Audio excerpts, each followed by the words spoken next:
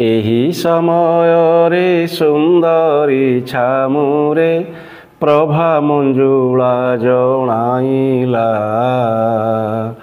अति मधुर मधुरी तू प्रवेश किछि दिन हेला हुइला श्रवण करिनाहु नव कामिनी पिक बचने पुनः पुनः प्रकाश कलाणी अंधार जामिनी श्रवण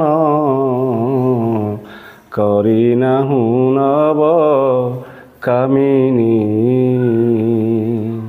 बसंत वर्णना कवि सम्राट उपेन्द्र भंजकर लावण्यवतीर पंचम छंद एक अनुपम पद निश्चित भाव में कहुई पारिब। कल्याण आहारी बा बसंत रागरे रचित यही पंचम छंद अतीव श्रुतिमधुर एवं रमणीय चिताकर्षक मध्य जी बसंत ऋतुरे किभଳି भाବରେ राजजेमा लावण्यवती एवं तांकर सखी समूह उपवन में प्रवेश करिसंती एवं बसंत ऋतुर प्रवेश अत्यंत आह्लादित करिछि तांकर तनु मन को एवं उपेन्द्र भंजक लेखनी खूब सुंदर कही दिए। यह कल्याण आहारी बा बसंत राग जार कि साम्यता अछि ये जो पद ताहा निश्चित भाव में 5 पादरे एक पद हुए। प्रथम पाद एवं द्वितीय पाद यथाक्रमे 21 अक्षर विशिष्ट एवं तृतीय पाद यथाक्रमे 3 अक्षर किंबा 5 अक्षर विशिष्ट। चतुर्थ पादरे 9 गोटी अक्षर एवं यथाक्रमे पंचम पादरे मध्य 21 गोटी अक्षर। एभଳି भावरे कल्याण आहारी बा बसंत रागरे रचित होइथिबा उपेन्द्र भंजकर लावण्यवतीर पंचम छंद अत्यंत चिताकर्षक। बसंत ऋतुर मृदुमंद मलयरे उपवन में उपवेशन करिथिबा लावण्यवती सम्मुखें उपस्थित होइछन्ति तांकर प्रिय सखी प्रभा मंजुला एवं से मध्य कहउछन्ति मधु ऋतु अर्थात एठारे बसंत ऋतु प्रवेश करिछन्ति एवं हे नवकामिनी नुआ करी यौवन प्राप्त होइथिबा लावण्यवती तू एहा जानि नाहु कि एहा कहउछन्ति प्रभा मंजुला। आहुरी मध्य चतुर्दिगरे बसंतर दूत कोइलीर कुहु कुहु ध्वनि मुखरित हेलाणी यह कहउछन्ति प्रभा मंजुला एवं यार द्वितीय पद को मध्य आलोचना करिबा। आमे प्रथम कहिचु यह कल्याणी आहारी एई रागरे निश्चित भाव में यह गायन करा जाय पारिबो। द्वितीय पदरे यथाक्रम अति सुंदर भाव में कुआ जायछि मलय शिखरे सिरी चोरी करी बहिलाणी मंद समीर सुमनांक बासा चोराई नेबटी बोली कहिलाणी भ्रमर केसर केसरे हेलेणी मंजुल केसरे मंडन करिबा भଳି रे फुटिलेणी केते मंजुल केसर केसरे हेलेणी मंजुल।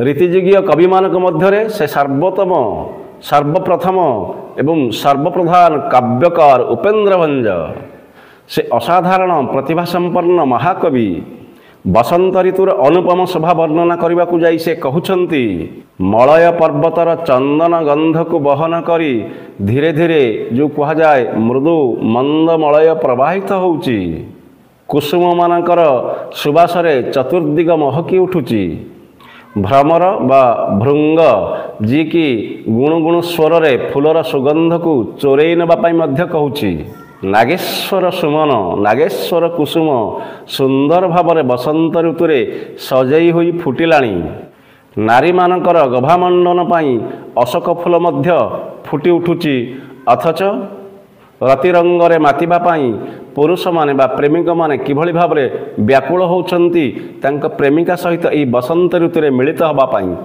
लावण्यवतीर पंचम छंदर तृतीय पद आहुरी मध्य बसंत वर्णन शतमुख कवि कहिछन्ति मली माधवी मकरंद साधवी हेलेणी बांधवी कानने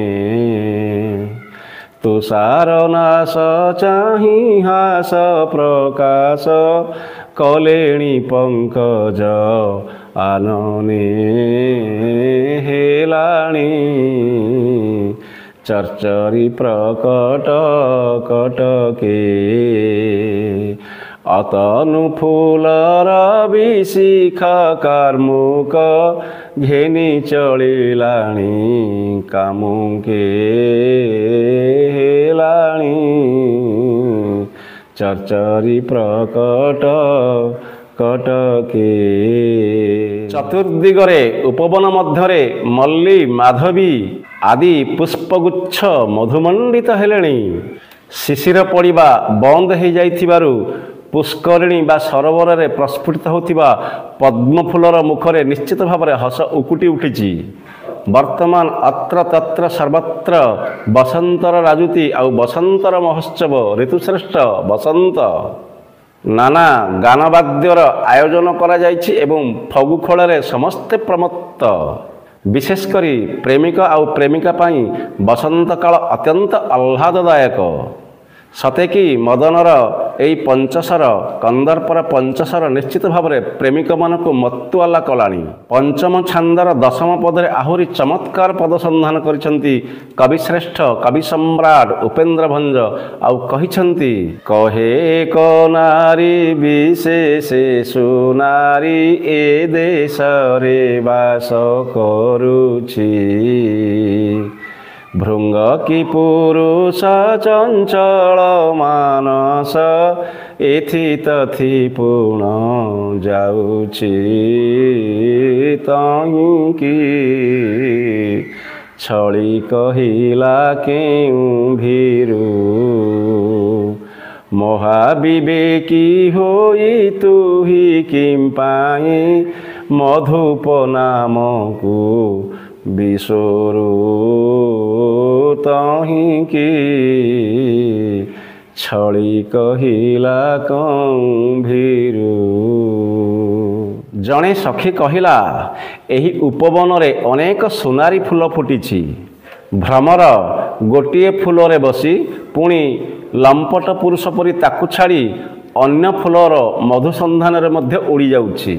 କିନ୍ତୁ ଆଉ ଜଣେ ସଖୀ କହିଲା ନା ନା ଏପରି ନୁହେଁ, ଏଠାରେ ସୁନାରୀ କି ଅର୍ଥାତ୍ ଲାବଣ୍ୟବତୀ ଥିବାରୁ କୁଶ୍ଚିତ ଲମ୍ପଟ ପୁରୁଷମାନେ ମଦ୍ୟପଙ୍କ ପରି ତାକୁ ଅନାଇ ଅନାଇ ଚାଲି ଯାଉଛନ୍ତି। ପୁରୁଷ ସାକ୍ଷାତ ଭ୍ରମର ପରି ଏବଂ କାମ ମଧ୍ୟରେ ସେ ମତୁଆଲା ହୁଏ।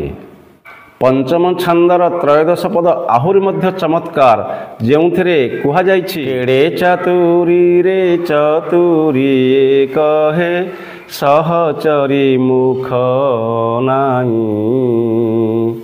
ବସ କର ବୀରେ ହୋଇଲା ଉତାରୁ ମଲି ମଲି ହେଉ କିମ୍ପାଇଁ ସେ ବୋଲେ ଭଙ୍ଗୀରେ ଆଳିକି ଚେତାଇ ନିଆଳି ହେଲାନି ଦେଖିଲା ଉତାରୁ ପଳାଶ ପାଶେ ଜାଗମଇ ସେ ବୋଲେ ଭଙ୍ଗୀରେ ଆଳିକି ଚେତାଇ। ଉକ୍ତି ପ୍ରତ୍ୟୁକ୍ତି ମଧ୍ୟରେ ଉପବନର ପୁଷ୍ପ ସମୂହ ଏବଂ ସଖୀ ପ୍ରତି ଛଳୋକ୍ତି ପ୍ରକାଶିତ ହୋଇଛି। କନିଅର ଫୁଲ ଲାଭ କରି ସାରିବା ପରେ ଆଉ ମଲ୍ଲୀ ଫୁଲ ପାଇଁ ଲାଳାୟିତ କାହିଁକି?